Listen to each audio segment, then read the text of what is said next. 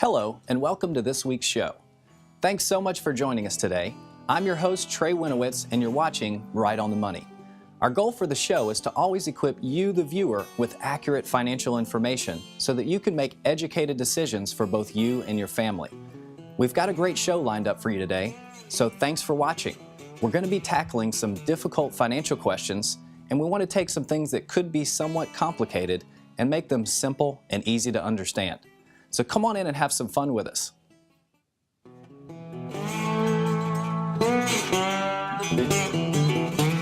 In the aftermath of Hurricane Katrina, Trey Winowitz was forced to move himself and his family over 600 miles north and begin his financial planning practice again, from scratch. Since then, Winowitz Financial has become a national success story, establishing itself as a trusted source for financial advice in and around East Tennessee. In return, Trey gives back to the community by sponsoring monthly educational workshops and annual charity events. He also hosts a weekly radio show informing and entertaining those in need of financial advice. So, if you'd like to understand more about today's challenging financial environment, if you'd like to overcome your current financial situation, and want to learn from someone with a track record of overcoming, stay tuned for some trusted financial advice that's right on the money.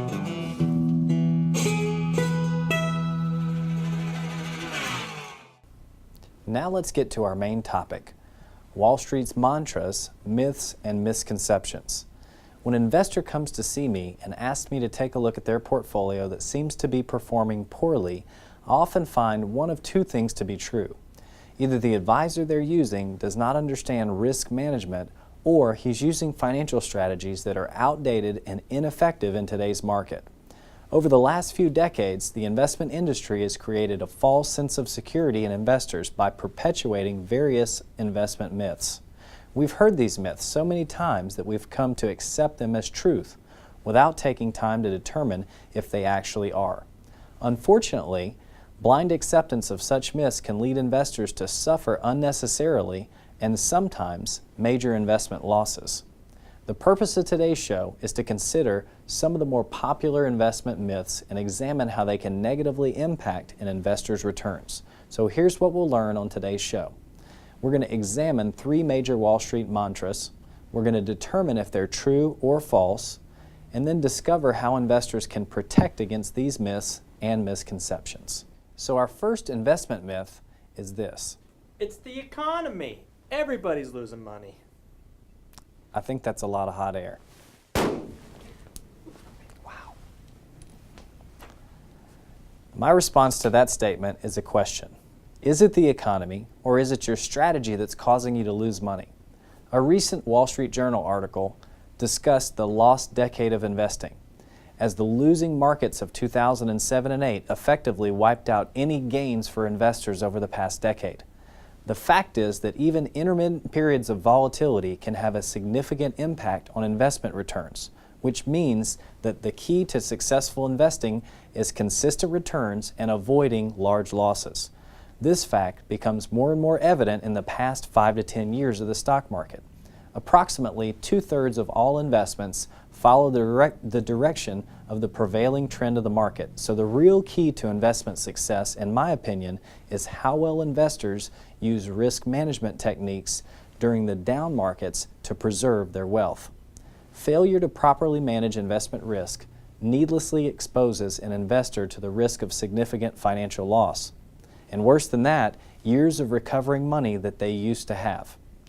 Once your advisor prepares a financial plan for you, you should always ask him or her to go back and recalculate the plan's projected risk and return numbers based on the actual investments sold to you. If your financial advisor cannot perform these specific calculations, you may need to ask yourself if he or she really knows what's best for your money. Now we're going to take a quick commercial break, but I hope you can stay with us because this is going to be a great show. Stay tuned with us for more trusted advice that's right on the money.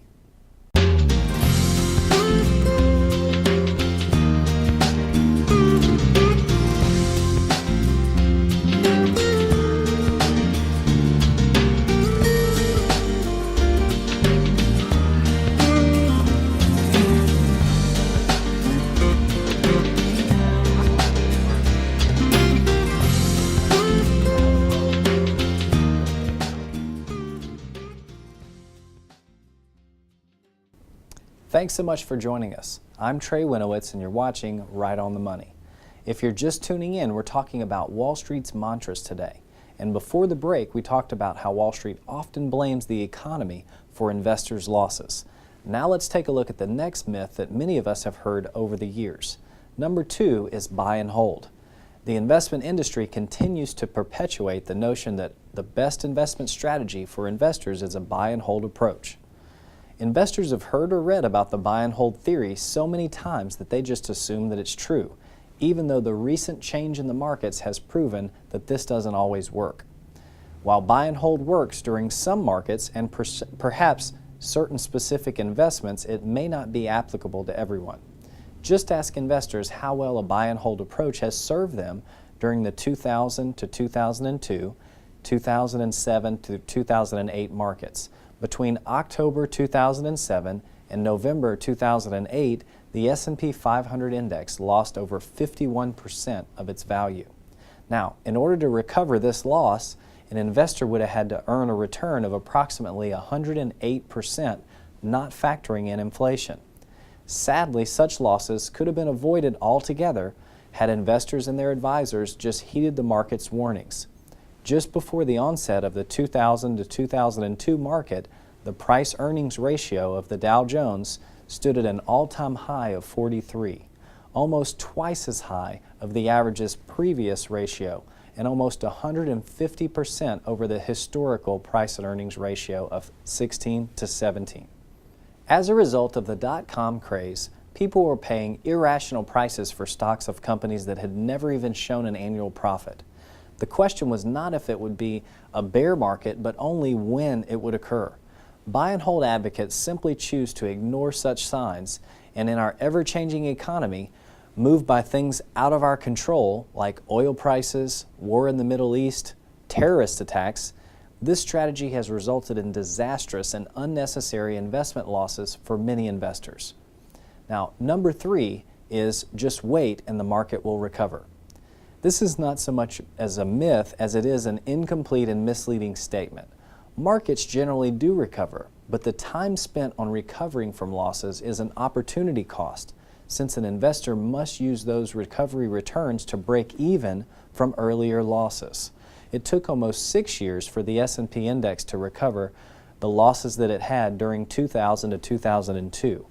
As I mentioned earlier, the S&P 500 index investor would have had to have earned over 107%, not factoring in inflation, in order to recover the losses during that period. Investors who are proactive and take a defensive measure in order to protect their wealth get to accumulate more new money during the market's recovery. Simply put, it's very hard for an investor to get ahead if they have to spend all their time catching up. Well, we've got to take another break now, but stick around for more trusted advice that's right on the money.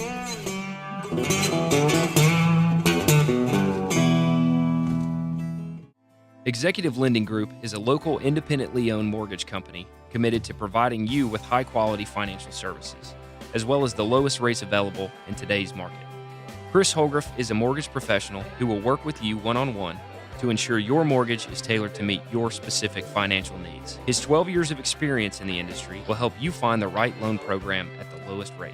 Call me anytime at 865-257-7777. We look forward to working with you. Thanks again for joining us. I'm Trey Winowitz and you've been watching Right on the Money. Today we've been talking about Wall Street's mantras, myths, and misconceptions. Now we've already covered 3 very popular myths. The first one was about how investment losses are a result of a bad economy. The second is the best way to manage your money is the buy and hold approach. And the third we just talked about is just wait, the market will recover. Now let's talk about how to protect ourselves as investors from these mantras. In a 1999 speech, the chairman of then Securities and Exchange Commission, Arthur Levitt, warned investors that they had to become more vigilant in their dealings with investment professionals and take overall greater responsibility for protecting their own financial security. The wisdom of this word is proven shortly afterwards with the revelation of various types of inappropriate activity on Wall Street in 2000 through 2002, activity that seriously undermined the public's confidence in the investment industry. Now, regardless of its underlying cause, the impact is the same. Fortunately, the risk of financial loss due to investment myths and misconceptions can be reduced by investors becoming more proactive in managing their financial affairs. And the way to be proactive when it comes to preserving your wealth is to take some steps like this. Recognize the potential impact that investment myths and misconceptions can have on an investment portfolio and adjust your portfolio accordingly. Examine the advice that you've been given and see if you're making new money or just recouping old money. Use experienced and truly objective third-party advisors to analyze existing or proposed investment portfolios and other financial matters. I do this all the time for our viewers, so give us a call at the office and we'll see how we can help you. So here's our bottom line. The financial losses suffered during the 2000 to 2002 and 2007 and 8 markets changed millions of investors' lives. Despite allegations to the contrary, everyone didn't lose their money during these markets. The unprecedented 82 to 99 market led many investors to forget the historical pattern of the stock market. By failing to factor in the inevitable down periods in the markets, many investors have left themselves exposed to the risks of unnecessary financial losses. And investors who use effective risk elimination strategies and ignore investment myths can increase their odds of earning reasonable and consistent returns in both up and down markets. On the other hand, investors who fail to respect the history of the markets and fail to properly eliminate investment risk should heed the warning that those who don't remember history in the past are doomed to repeat it. Well, that's all the time we have for our Money Talk segment. Coming up after the break, you can learn how people just like you have benefited from a no-cost second opinion. Don't miss our Money Matters segment.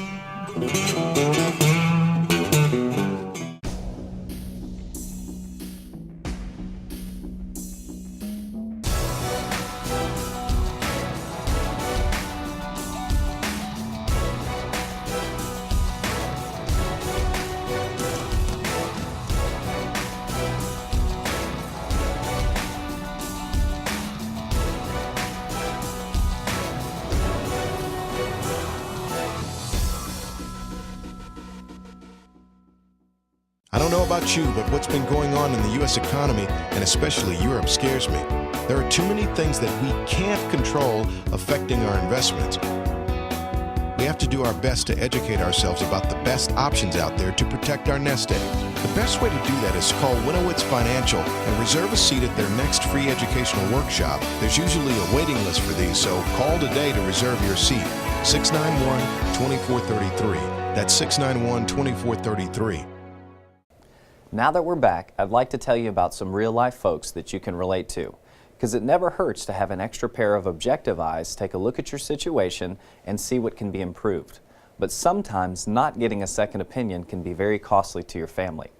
Even if the strategies you're using can't be improved on, people say it's a huge comfort when I tell them that what they're doing is working well for them and they should continue with that plan.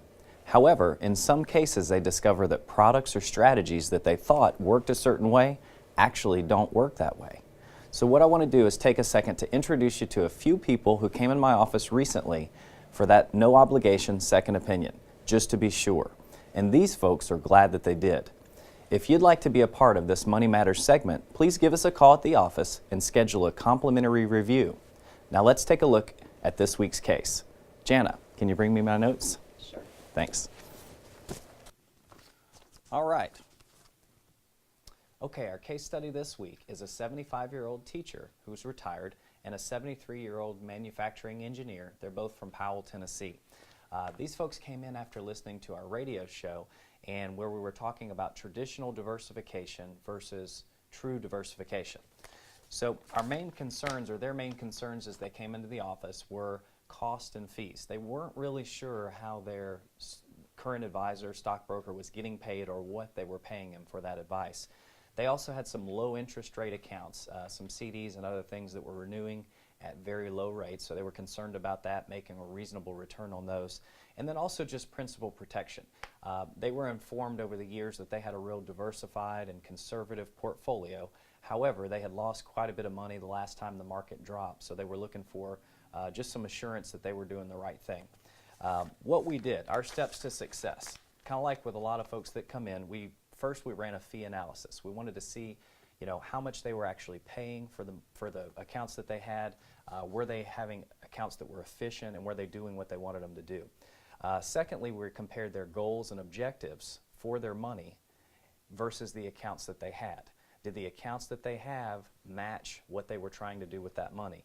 And lastly, we shopped around for other secure, guaranteed alternatives to their CDs that continue to be able to keep their money liquid and available to them. Results were, after we looked over everything, we did a fee analysis, we identified that one of the annuity products that they had was actually a variable annuity. It was costing them about 3.5% per year in fees. They had no idea. So a lot of times that fee analysis is very, very beneficial. We were able to upgrade that account to something that was more suitable, that had no fees, and it was very, very safe, and just really did well in accomplishing their goals for that money. Other than that, we also realized that they really didn't have a lot of protection from stock market risk. They had some diversification, but basically their risk was just spread out. They didn't have anything that was helping them eliminate the risk for the market. So we were able to solve that and find some accounts that helped them achieve some consistent dividends and interest for their accounts. Lastly, we also repositioned some of their managed money or some of their stock market money to a new management firm who had a consistent track record of helping avoid losses when the market went down. So learning about this couple proves that sometimes the right second opinion can be well worth it. Give us a call today for a complimentary review, and if your scenario gets picked for the show, you're going to receive a Right on the Money prize pack. But most of all, we want to help you. Coming up next, another opportunity for you to be a part of the show. Post it on our Facebook, tweet us, or email us your financial questions, and stick around for the viewer mail section. Are you looking to recruit and retain great employees? Would you like to reduce your retirement plan cost? Now you can offer employees the opportunity to keep their retirement funds protected and growing. Separate yourself from your competition. Make a difference in the retirement of your employees with little to no additional cost to you and no change to your TPA, payroll, or existing 401k company. Call Winowitz Financial today to find out more about this exciting new product. Welcome back to Right on the Money. I'm your host, Trey Winowitz, and it's time for you, the viewer, to be an integral part of this show, Viewer Mail. This is the part of the show where you send us your questions about anything financial. In order to get your questions to me, you can post them on our Facebook page, tweet your question to me at TreyWTV, or email them to me at advice@TreyWTV. If your question happens to get answered for the show, you'll receive a Right on the Money prize pack just for your willingness to help out our other viewers. This package has a retail value of over $50, so please don't stop sending us those questions. Our first viewer mail question today is, my car insurance agent is trying to get me to buy life insurance to get a discount on my other policies. Is this a good idea? Now, every situation is different, but what I've seen personally is that when people come to the office with this question, we run them an independent quote with companies specializing in life insurance.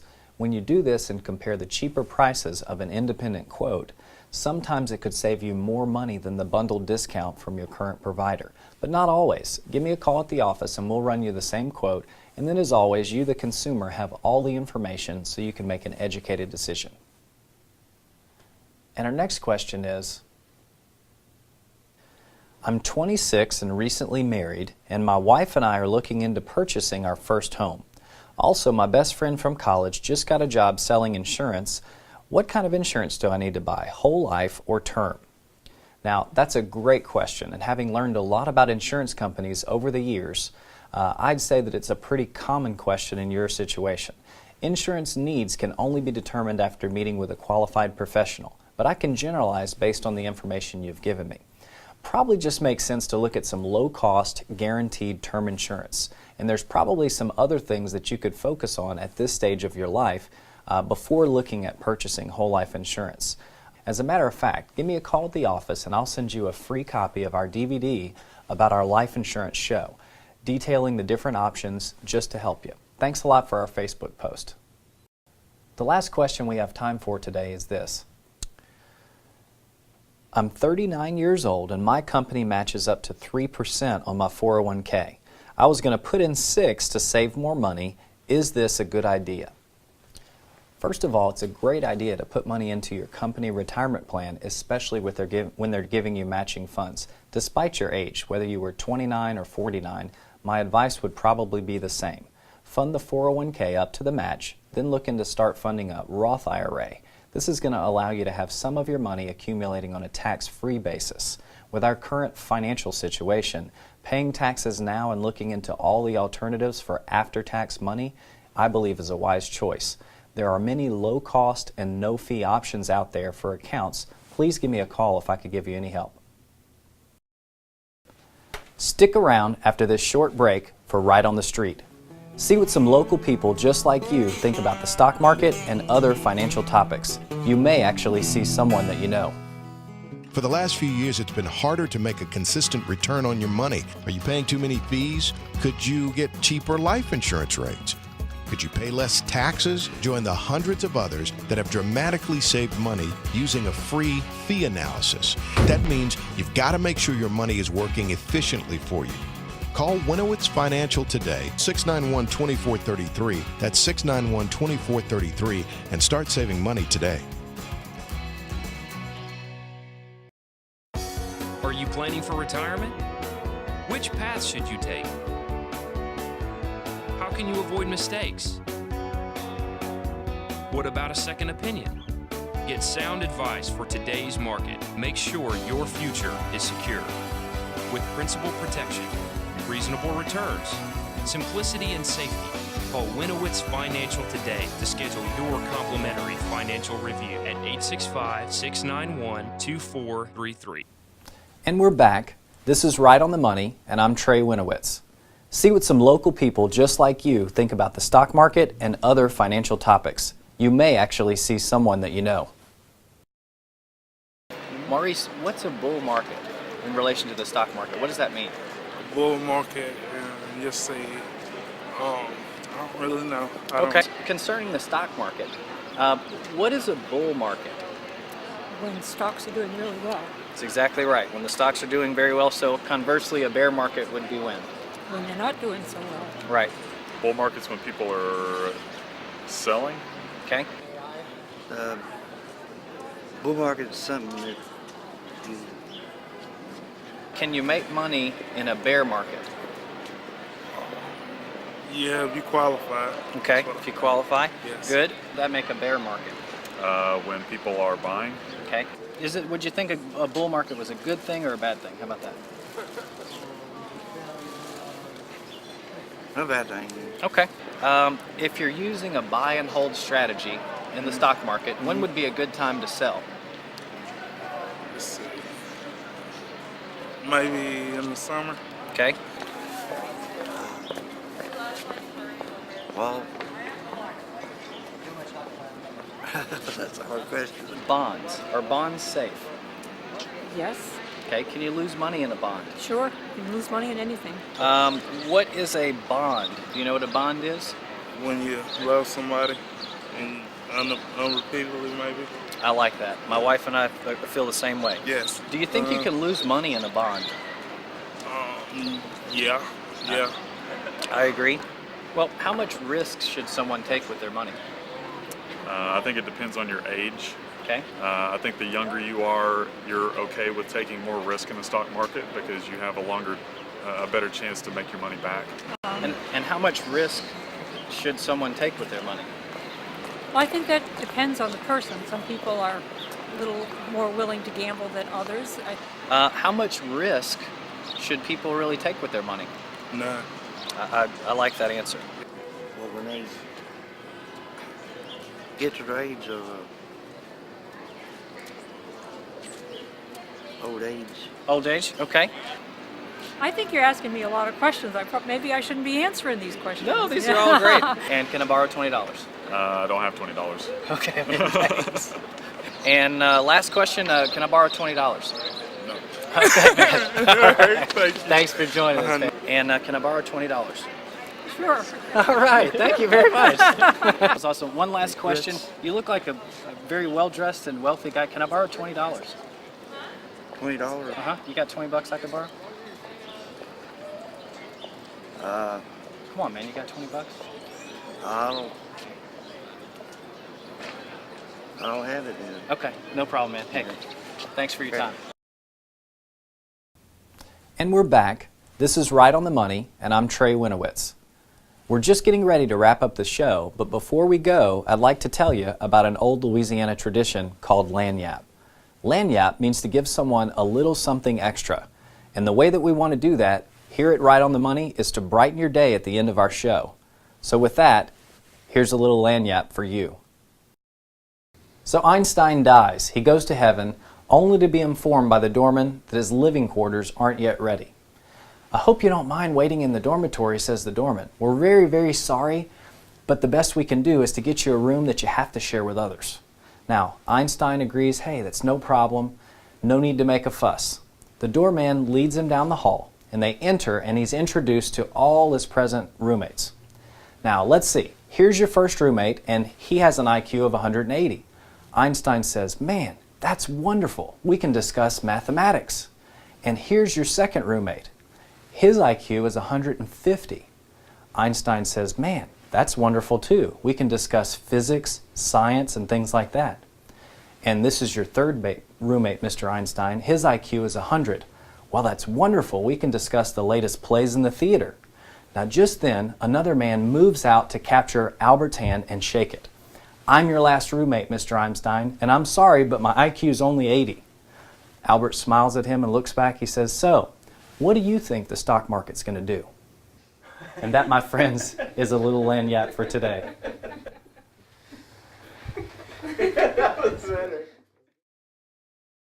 I want to personally thank you for watching our show today. I hope you found our show helpful as well as a little bit entertaining. If there's anything at all I can help you with financially, please don't hesitate to call our office. And remember, any plan that we come up with will always have three main goals for your money. Safety first, or protection of your principal, is always number one. Making a reasonable return on your money in what some would consider an unreasonable market. And number three, keeping your plans simple and easy to understand. If that sounds like something you want, I know I can help you. Also, please keep the financial questions coming. We'll do our best to get them answered on the show. I'll see you next week at 3 o'clock for more trusted advice that's right on the money.